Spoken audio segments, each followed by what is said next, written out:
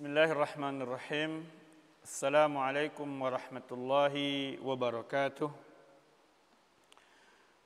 Innal hamdalillah nahmaduhu wa nasta'inuhu wa nastaghfiruhu wa nastahdihi wa na'udzu billahi min shururi anfusina wa min sayyiati a'malina. May yahdihillahu fala mudilla lahu wa may yudlil falan tajida lahu waliyyan mursyida. نشهد أن لا إله إلا الله وحده لا شريك له ونشهد أن محمدا عبده ورسوله لا نبي بعده اللهم صل على محمد وعلى آل محمد كما صليت على إبراهيم وعلى آل إبراهيم إنك حميد مجيد وبارك على محمد وعلى آل محمد كما باركت على إبراهيم وعلى آل إبراهيم إنك حميد مجيد اللهم إنا نسألك علما نافعا ورزقا طيبا وعملا متقبلا اللهم إنا نعوذ بك من علم لا ينفع ومن قلب لا يخشع ومن نفس لا تشبع ومن دعوة لا يستجاب لها اللهم علمنا بما ينفعنا وانفعنا بما علمتنا رب اشرح لي صدري ويسر لي أمري واحلل عقدة من لساني يفقهوا قولي سبحانك لا علم لنا إلا ما علمتنا إنك أنت العليم الحكيم. Ma'asyiral muslimin,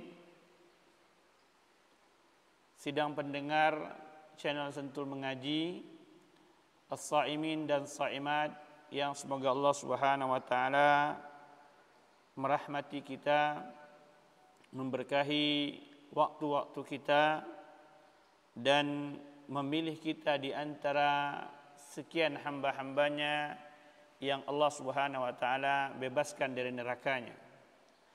Bersyukur kita kepada Allah Subhanahu wa taala atas nikmat yang besar yang Allah Subhanahu wa taala berikan kepada kita, di antaranya adalah nikmat waktu Ramadan. Dan Ramadan kita hari ini telah sampai ke hari ke-6. Maka Ramadan hari ke-6 ini kita ingin memulainya dengan sebuah pantun. Semerbak anggrek harum ditanam, pohon gaharu kusangkakan cendana. Ramadan pun dah masuk hari ke-6, habiskan waktu beribadah kepada Rabbana. Anak raja membawa bejana, bejana terbuat dari tembaga. Teruslah berharap kepada Rabbana, semoga Ramadan kita Allah berkahi semua. Kajian kita pada pagi hari ini adalah tentang nasihat yang disampaikan oleh Syekh Abdul Razak ibn Abdul Muhsin hafizahumullah ta'ala dalam salah satu risalah Ramadaniyah beliau tentang hifzul waqt fi Ramadan. Beliau membawakan beberapa nasihat yang luar biasa sehingga saya menganggap penting untuk saya dan kita semua mentelaahnya dan mengambil ibrah, mengambil pelajaran dari ilmu yang beliau sampaikan. Mudah-mudahan Allah Subhanahu wa taala melunakkan jiwa-jiwa kita untuk selalu mentaatinya, dan nasihat yang kita coba sampaikan pada pagi hari ini mudah-mudahan sampai ke hati-hati kita, ke jiwa-jiwa kita, dan membuat kita semakin mendekat kepada Allah Subhanahu wa taala. Beliau mengatakan inna waqtal insan huwa umruhu fil haqiqah wa huwa madatu hayatihi al-abadiyah fin na'im wal muqim awil azab al-alim. Sesungguhnya waktu seorang hamba itu dialah sebenarnya umur yang hakiki yang Allah Subhanahu wa taala berikan kepadanya, dan dia merupakan komponen terpenting daripada kehidupan seorang hamba untuk dia mendapatkan kenikmatan dunia dan akhiratnya, atau dia akan wal'iyadzubillah mendapatkan azab yang sangat pedih dan merasakan sengsara di dunia, azab dan pedih di akhiratnya. Dan beliau mengingatkan, Allah Subhanahu wa taala berfirman di surah Al-Furqan ayat 62, Allah Subhanahu wa taala berfirman, A'udzu billahi minasyaitonir rajim. Bismillahirrahmanirrahim. wa huwa alladhi ja'ala al-laila wan-nahara khilfatan liman arada an yadhakkara aw arada syukura. Allah Subhanahu wa taala mengatakan, Allah lah yang menjadikan malam dan siang itu secara bergilir, bergantian. Dan setiap pergantian dan pergiliran malam dan siang itu ada pelajaran yang besar, ada kewajiban yang besar, ada tugas yang besar. Allah katakan, liman arada ayyadzakkara au arada syukura. Bagi hamba-hamba Rabb yang pandai mengingat Rabb, pandai dia mengisinya dengan mentaati Allah Subhanahu wa taala, dan dia pandai bersyukur kepada Allah Subhanahu wa taala. Maka sangat penting bagi seorang muslim, terutama di bulan Ramadan, Mausimil Azim, waktu yang sangat besar ini, yang agung ini, wal waqtu tsamin, dan waktu yang sangat berharga ini, ayyattakhidha min murulil layali wal ayyam ibratan wa mau'izah. Hendaklah dia mengambil siang dan malamnya itu, setiap perjalanan siang dan malamnya itu ada ibrah yang dia ambil, ada nasihat yang dia ambil, ada mau'izah yang dia ambil. Karena Allah Subhanahu wa taala memberikan dia kemudahan untuk Ramadan datang kepadanya. Dan kita bisa menginsafinya, bisa memuhasabah diri. Kam min Ramadan taharraina fadakhala wa madha sari'a. Berapa banyak Ramadan telah berlalu kepada kita. Kita yang usianya 40 tahun, 40 kali Ramadan telah berlalu. Atau kita setelah balik kita hitung 25 kali Ramadan telah berlalu. Yang punya usia 50 tahun sudah 35 kali Ramadan berlalu. Kam taharraina min Ramadan. Berapa banyak Ramadan berlalu. Dan dia sangat cepat. Baru kemarin terasa kita Ramadan, hari ini kita sudah Ramadan lagi. Sangat cepat, tetapi isi daripada waktu-waktu Ramadan dan di antara Ramadan, dialah waktu yang akan diminta pertanggungjawaban oleh Allah Subhanahu wa taala nanti di yaumil mahsyar. Sehingga kita ingat Khalifah Ar-Rabi'ah, Khalifah Ar-Rasyidin, Khalifah kaum mukminin yang ketiga, Ali ibn Abi Thalib radhiyallahu anhu, sepupu dan menantu Rasulullah sallallahu alaihi wasallam, mengingatkan kita, irtahalatid dunya mudbirah. Sesungguhnya dunia berjalan membelakangi kita. Wartahalatil akhirah muqbilah, sedangkan akhirat datang kepada kita dalam menghadapi kita, berhadap-hadapan dengan kita. Kita berjalan meninggalkan dunia menuju akhirat. Dunia yang kita lewati menjadi hal yang belakang. 1 menit, 1 detik yang telah berlalu, dia telah menjadi hal yang belakang. Sedangkan akhirat itu sesuatu yang datang kepada kita dengan nyata dan semakin mendekat. Semakin waktu bertambah, semakin dia mendekat. Walikulli wahidatin minhuma banun.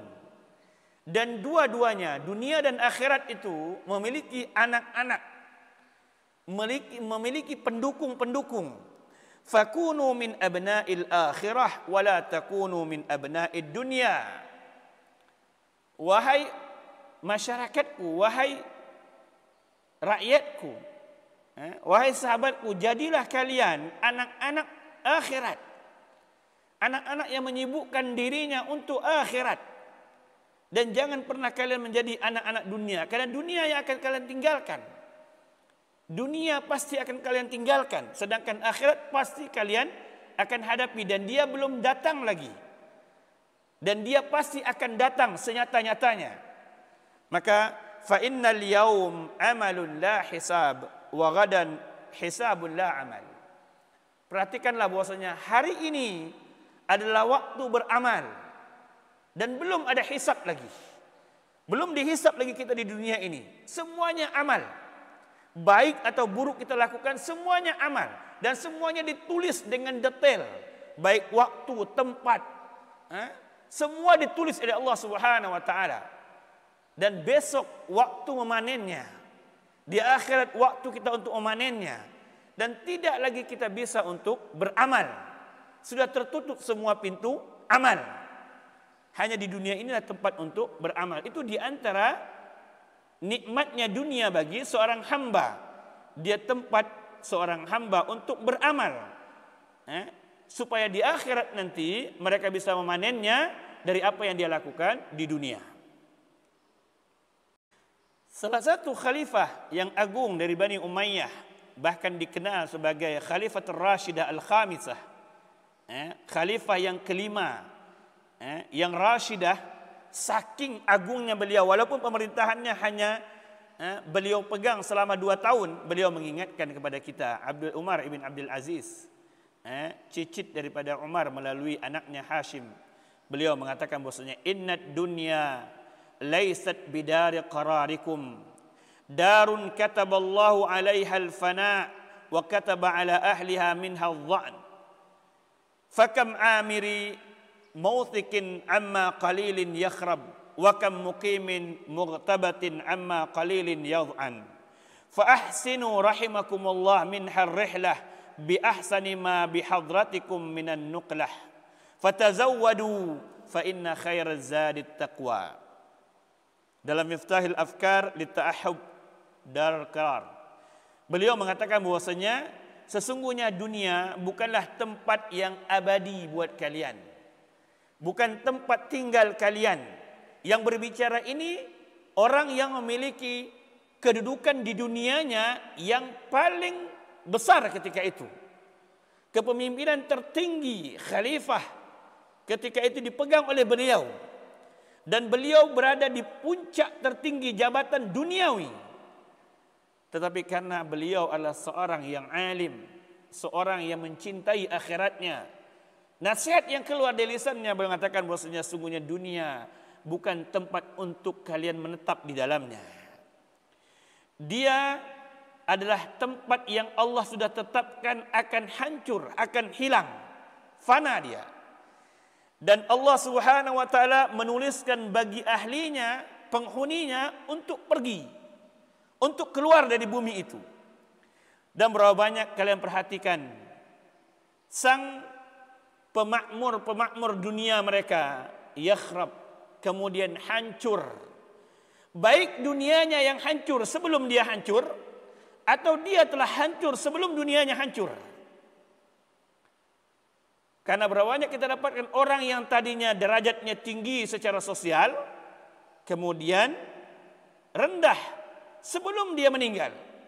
Dan berapa banyak orang-orang yang di puncak kenikmatan dunianya, di puncak tinggi-tingginya status sosialnya, kemudian Allah Subhanahu wa taala mengambilnya dan status sosialnya tinggal begitu saja. Ini di antara yang dikatakan oleh beliau, sehingga beliau mengatakan fa ahsinu, maka hendaklah kalian berbuat ihsan untuk persiapan kalian dalam perjalanan itu. Karena Allah mengingatkan wa tazawwadu fa inna khairaz zadi taqwa. Hendaklah berbekal kalian wahai hambaku. Hendaklah kalian berbekal karena perjalanan kalian jauh. Perjalanan kalian tidak bisa kembali. Perjalanan kalian tidak bisa ditambah lagi amalannya. Perjalanan kalian pasti diminta pertanggungjawaban. Dan Allah Subhanahu wa taala mengingatkan fa inna khairaz zadi taqwa.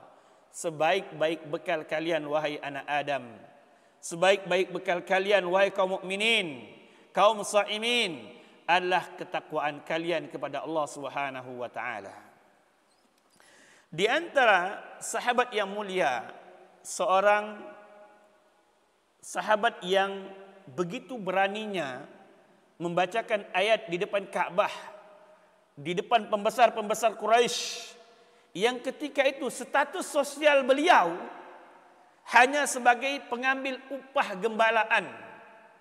Setiap pembesar-pembesar, orang-orang kaya di Mekah butuh penggembala kambing, penggembala untanya, beliau memberikan jasa beliau. Anak muda masih, Abdullah ibn Mas'ud, yang kemudian kita kenal sebagai seorang alim, ahli dirayah yang masyhur di kalangan para sahabat ridwanullah ajmain. Beliau mengatakan, "Ma nadimtu ala syai'in nadami ala yaumin gharabat syamsuhu naqasa fihi ajali wa lam yazdad fihi amali." Tidak ada yang paling aku sesali dalam hidup ini melebihi sesalku kepada hari-hari yang menggelap malamnya, siangnya menggelap malamnya, sedangkan amalku tidak bertambah baik dan umurku bertambah pendek. Padahal beliau diberikan usia yang panjang, alhamdulillah, dan punya jasa yang besar kepada umat ini. Tetapi begitu sahabat yang karim ini mengungkapkan kepada kita bagaimana beliau memuhasabah diri beliau ketika hari-hari berlalu, ya Allah Subhanahu wa taala berikan kepada beliau. Maka Hasan Al-Basri rahimahullah taala mengingatkan kepada kita, dan beliau adalah orang yang hidup 1000 tahun lebih yang lalu, 1300 tahun yang lalu atau 1200 tahun lebih yang lalu. Beliau mengatakan, adraktu aqwaman kanu ala awqatihim ashaddu minkum hirsan ala darahimikum wa dananirikum. Sesungguhnya wahai anak-anakku, wahai murid-muridku, aku mendapati kaum, karena beliau adalah tabi'it tabi'in. Aku mendapati kaum, wahai anak-anakku, wahai murid-muridku, yang mereka sangat sensitif, sangat fokus dengan waktu-waktu mereka, sangat hirs mereka, sangat perhatian mereka terhadap waktu mereka melebihi perhatian mereka kepada melebihi perhatian kalian kepada dinar kalian, kepada dirham kalian. Artinya mereka adalah kaum yang begitu sangat menjaga hari-hari mereka, waktu-waktu mereka, detik-detik mereka selalu dalam ketaatan kepada Allah Subhanahu wa taala. Dan Rasulullah SAW mengingatkan kepada kita tentang beberapa nasihat beliau yang masyhur yang kita dengar dari kitab Al-Mustadrak yang diriwayatkan oleh Imam Al-Hakim dan disahihkan oleh Syekh Albani rahimahullah ta'ala. Beliau mengatakan, dan ini masyhur kita sering dengarkan ini, ightanim khamsan qabla khamsin. Hendaklah kalian bercocok tanam. Hendaklah kalian mementingkan 5 hal sebelum datang 5 hal. Hendaklah kalian perhatikan betul terhadap 5 hal sebelum datang 5 hal. Beliau mengatakan, syababaka qabla haramik. Masa muda kalian sebelum renta kalian datang. Dan dia punya rahasia. Rasulullah SAW mengatakan muda sebelum renta. Sedangkan di ujung nasihat ini Rasulullah SAW mengatakan, hayataka qabla mautik. Hidupmu sebelum matimu. Dan muda dan renta adalah waktu hayat, waktu hidup. Kenapa Rasulullah SAW fokus kepada syabab? Karena banyak amalan-amalan yang bisa dilakukan oleh seorang muslim di waktu syababnya, di waktu mudanya, yang tidak bisa dilakukan di waktu tuanya. Banyak amalan-amalan yang bisa dia lakukan di waktu dia muda, di waktu dia gagah, di waktu dia bisa melakukan banyak hal di waktu mudanya. Yang tua renta nanti dia tidak bisa lakukan itu. Di waktu dia sudah pikun, dia tidak bisa lakukan itu. Maka Rasulullah SAW mengingatkan. Dan waktu itu tidak panjang. Kalau akil balik kita katakan 15 tahun. Datangnya renta itu usia 80 tahun umpamanya. Allah panjangkan usia kita sampai 80 tahun. Hanya 60-an tahun bisa kita maksimalkan. Pun itu sudah mengusia kita 60, 70, sudah banyak lupa, sudah banyak hal yang berat kita lakukan dalam ketaatan kepada Allah.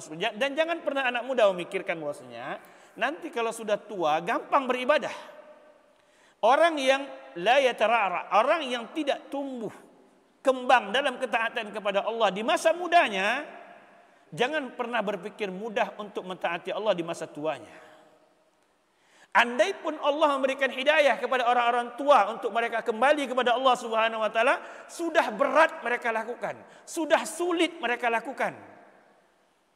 Kalau orang tua baru mau belajar Al-Qur'an umpamanya, sudah berat bibirnya itu, mulutnya itu untuk mengucap, dia belum bisa membacanya.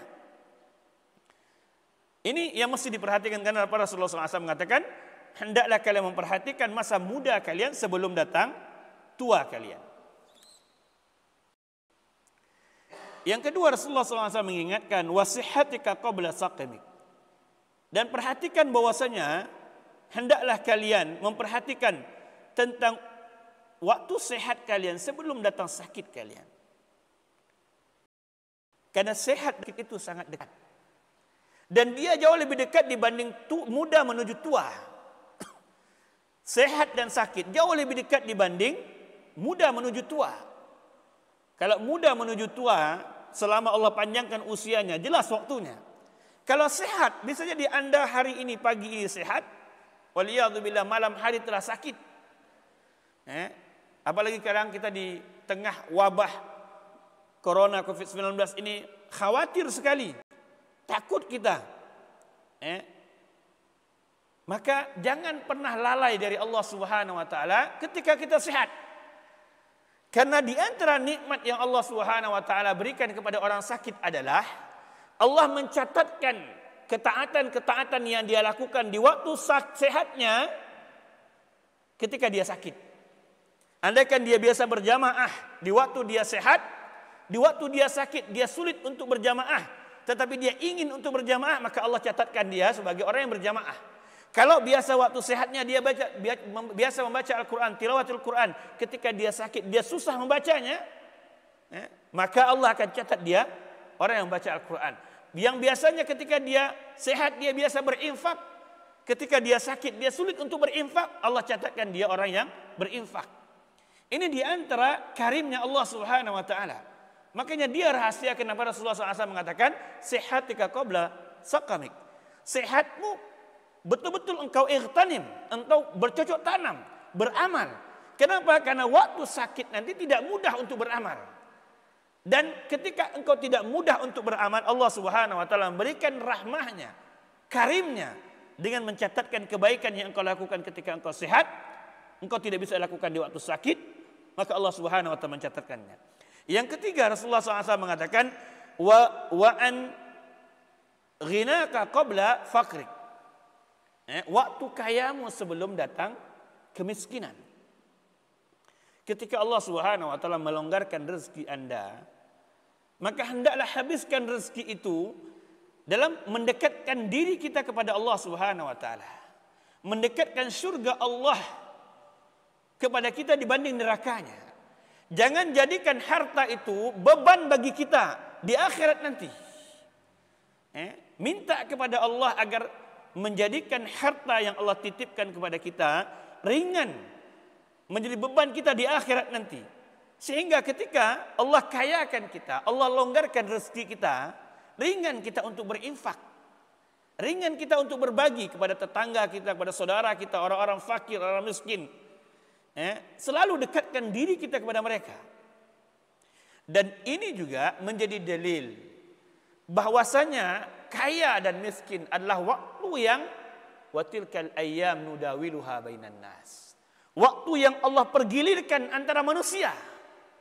Sebagai muda, mana muda bisa menuju tua, sehat bisa menuju sakit, maka kekayaan juga bisa menuju kemiskinan. Jangan pernah berpikir bahwasanya kaya, longgar itu akan selamanya. Karena dia akan habis. Kalau dia tidak habis sebelum kematian anda, maka kematian akan mendahului anda sebelum dia habis. Anda perhatikan orang-orang yang ketika mudanya mereka diberikan nikmat yang banyak oleh Allah Subhanahu wa taala, di ujung hayatnya Allah siksa dia dengan hutang, dengan beban segala macam. Akhirnya dia tidak setenang hidupnya. Dan berapa banyak orang yang sedang tinggi-tingginya, sedang nikmat-nikmatnya, menikmati kekayaan yang Allah berikan kepadanya, kemudian Allah matikan mereka. Tinggal kekayaannya dibagi oleh keturunan-keturunan, bahkan menjadi perkara berantem segala macam, dan dia sudah dikubur. Kalau dia beriman, alhamdulillah. Kalau dia tidak beriman, dia kufur kepada Allah, dia fasik kepada Allah, waliyadzubillah. Maka Rasulullah SAW mengingatkan, kayamu, longgarmu, waktu Allah Subhanahu wa taala berikan kaya padamu, maka hendaklah engkau bercocok tanam ketika itu. Wa faraghaka qabla syughlik.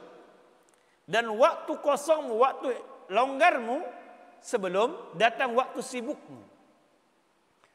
Sekarang kita stay at home, bisa banyak waktu kita untuk bermuamalah dengan anak kita, dengan keluarga kita, bisa lebih banyak khusyuk. Yang biasanya umpamanya duha cuma 2 rakaat, sekarang bisa 4, bisa 6, bisa 8, bisa 10, bisa 12. Kalau qiyamul lail biasanya cuma 3 rakaat witir, sekarang bisa tambahkan lagi. Perbanyak itu. Yang sekarang yang biasanya tidak sempat membaca Al-Quran, sekarang waktu kosong. Yang biasanya umumnya susah untuk bersedekah, sekarang waktunya banyak. Dan jangan khawatir, ketika Anda memberi, maka Allah Subhanahu wa taala pasti akan membalasnya. Tidak ada satu pemberian pun yang kita ikhlaskan karena Allah Subhanahu wa taala kecuali pasti Allah balas. Balas yang pasti ada di akhiratnya, tetapi mungkin Allah balas di dunianya. Mungkin Allah balas di dunianya, tetapi yang pasti Allah akan balas di akhiratnya. Dan kita berdoa kepada Allah Subhanahu wa taala, andai Allah balas infak yang kita berikan di dunia ini dengan kenikmatan dunia juga, mudah-mudahan dia bukan istidraj, bukan cara Allah untuk tidak memberikan kita nikmat di akhirat nanti, tapi dia adalah bagian daripada redha Allah Subhanahu wa taala terhadap amal kita. Dan yang terakhir, Rasulullah SAW mengatakan, wa hayataka qabla mautik, dan perhatikan hidupmu. Ini yang dikatakan oleh Ali radhiyallahu anhu tadi. Perhatikan betul hidupmu sebelum kematian datang kepadamu, karena setelah kematian Anda tidak bisa mendapatkan amal lagi. Kalau kita punya wakaf, punya infak, bangun masjid, bikin sumur, bikin rumah, panti jompo, alhamdulillah, ada jariah yang mengalir. Kalau kita memiliki anak yang saleh, alhamdulillah, ada anak-anak yang mendoakan kita, ada amal-amalan mereka yang Allah Subhanahu wa taala jadikan bagian untuk kita. Kalau Anda orang yang alim, ada ilmu yang Anda bagi kepada orang, mudah-mudahan Allah amalkan dan Anda amalkan dan dia menjadi jariah. Tetapi kalau kita tidak menjadi bagian daripada itu, maka perhatikan betul hidup kita, karena setelah itu tidak bisa kita menambah kebaikan demi kebaikan lagi, kecuali dengan berharap kepada orang yang di dunia. Ini di antara nasihat Rasulullah SAW.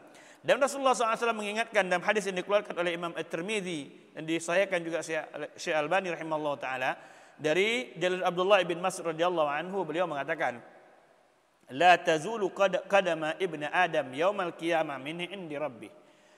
Selalu tetap kaki anak Adam itu di hadapan Rabbnya di yaumil qiyamah, tidak bisa bergerak hatta yus'al an khams, sampai dia ditanyakan tentang 5 urusan. Dan riwayat yang lain sampai ditanyakan 4 hal.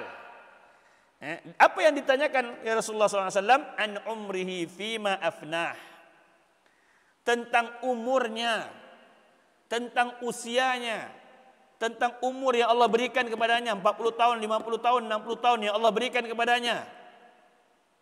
Dihabiskan untuk apa? Diisi untuk apa? Kemudian tentang masa mudanya, dihabiskan untuk apa? Kemudian tentang harta yang Allah titipkan kepadanya, dari mana dia mendapatkan harta itu dan kemana dia pergikan harta itu. Ini yang sering diingatkan oleh para ulama, bahwasanya pertanyaan terhadap harta jauh lebih berat dibanding yang lainnya. Karena harta pertanyaannya bagaimana mendapatkannya, harus pastikan halal thayyib. Kemana dibelanjakan, harus pastikan halal thayyib. Bukan hanya bagaimana mendapatkan halal kemudian kita habiskan dengan yang haram, waliyadzubillah, atau mendapatkan dengan cara yang haram kemudian diberikan kepada yang halal. Bukan begitu. Bagaimana Anda mendapatkannya dengan cara yang halal, yang thayyib, dan bagaimana Anda membelanjakannya dengan cara yang halal dan thayyib. Harta, ma'asyiral muslimin, nasihat buat saya dan kita semua. Biarlah Allah memberikan sedikit dari harta itu, tapi dia benar, baik, halal. Jauh daripada kezaliman, jauh daripada mengkhianati orang, menzalimi orang. Jauh lebih indah untuk kita pertanggungjawabkan di akhirat nanti dibanding banyaknya yang akan menyibukkan kita nantinya. Kita berlindung kepada Allah Subhanahu wa taala daripada ditimpa musibah banyaknya harta tetapi hartanya haram, dibelanjakan dengan cara yang haram. Musibah yang besar bagi pemilik harta. Pastikan benar kita mendapatkannya, dan pastikan benar ketika kita membelanjakannya. Dan pertanyaan lainnya kata Rasulullah SAW, wa madza amila fima alim, dan apa yang telah dia lakukan di dunia terhadap ilmu yang Allah berikan kepadanya. Ini pertanyaan yang seorang hamba tidak berhenti sebelum dia jelaskan semuanya kepada Allah Subhanahu wa taala. Bayangkan ma'asyiral muslimin, Anda berhadapan dengan Rabb di padang mahsyar yang terik matahari bersangatan. Bahkan Anda bertelanjang, kaki badan Anda bertelanjang. Saking beratnya urusan ketika itu sehingga ketika ibunda kita bertanya, Aisyah radhiyallahu anha bertanya pada Rasulullah SAW, ya Rasulullah SAW, perempuan melihat aurat laki-laki, laki-laki melihat aurat perempuan. Rasulullah mengatakan, urusan ketika itu wahai Aisyah jauh lebih berat daripada urusan syahwat. Orang-orang begitu takut, orang-orang begitu khawatir. Bagaimana tidak khawatir? Berdiri menunggu hisab dari Allah Subhanahu wa taala di mahsyar yang sangat panas.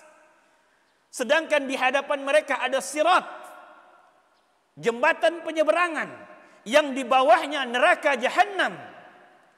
Yang neraka itu, kata Rasulullah SAW, lebih mengenal calon penghuninya dibanding seorang ibu mengenal anaknya. Neraka diberikan, dalam Imam Muslim Rasulullah mengatakan, neraka diberikan kataf, penjepit yang bisa mengambil penghuninya, dan mereka mengenal, sangat mengenal.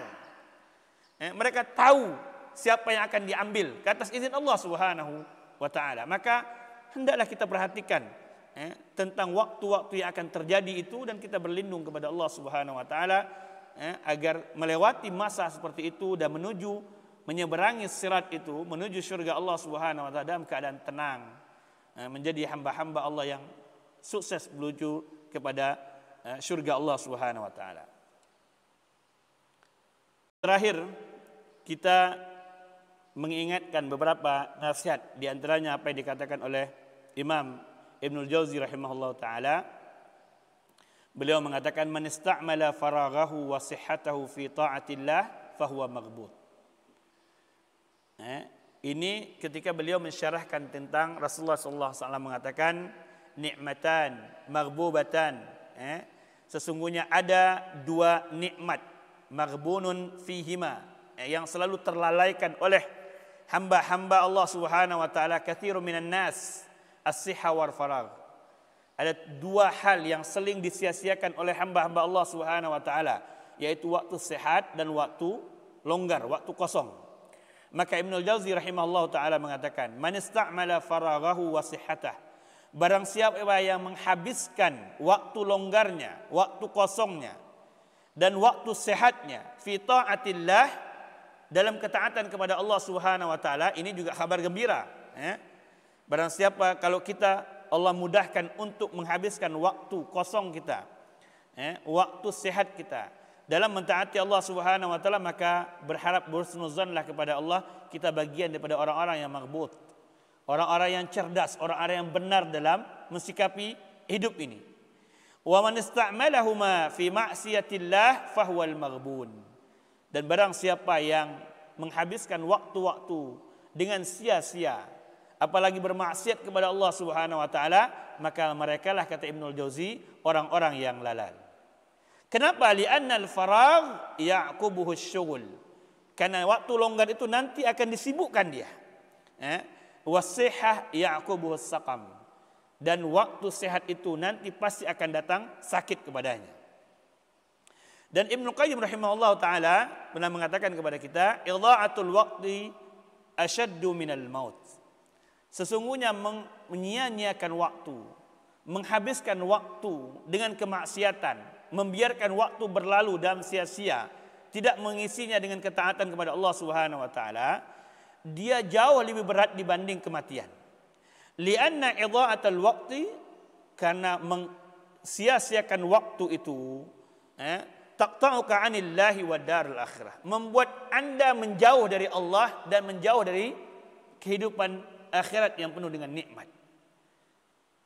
Sedangkan wal maut, sedangkan kematian itu membuat Anda mendekat kepada Allah dan kepada akhirat. Jadi menyia-nyiakan waktu dengan keburukan jauh lebih berat dibanding kematian itu sendiri. Dan kita berdoa kepada Allah Subhanahu wa taala, mudah-mudahan kita bagian daripada hamba-hamba Allah Subhanahu wa taala yang pandai mengisi waktu-waktu kita, sehingga ketika kita diminta pertanggungjawaban nanti di yaumil mahsyar, kita bisa menikmati catatan kebaikan demi kebaikan ketika Allah Subhanahu wa taala menghisab kita di yaumil mahsyar nanti. Terakhir kita berdoa kepada Allah Subhanahu wa taala, Allahumma barik lana fi awqatina wa a'marina wa a'malina wa hayyi lana min amrina rashada wa fiqna lil ightinamil awqat fil baqiyatis salihat wa habbib lana fi'lal khairat wa bughdal munkarat waj'alna mimman sama hadha asy-syahr siyaman yakunu sababan linaili ridhaka wal fawza wa jinanik. Ya Allah, berkahi kami dan berkahi waktu-waktu kami, umur-umur kami, amal-amal kami. Wahayyi lana min amrina rasyada, dan giring kami untuk selalu dalam hidayah, dalam rusdu, dalam petunjukmu. Dan hendak mohon engkau tepatkan waktu kami, engkau mudahkan kami untuk mengisi waktu-waktu yang tersisa yang engkau berikan kepada kami ini dengan amal-amal yang saleh, dan berikan kepada diri-diri kami, jiwa-jiwa kami kecintaan kepada amal-amal saleh dan kebencian kepada amal-amal maksiat. Dan jadikanlah kami ya Allah orang-orang yang berpuasa di bulan Ramadan ini, orang yang melalui puasanya menjadi penyebab mendapatkan ridhamu dan berhasil memasuki syurgamu dan engkau jauhkan dari nerakamu. Amin ya rabbal karim. Kita tutup dengan doa kafaratul majelis. Subhanakallah bihamdik, asyhadu an la ilaha illa anta, astaghfiruka wa atubu ilaik. Assalamualaikum warahmatullahi wabarakatuh.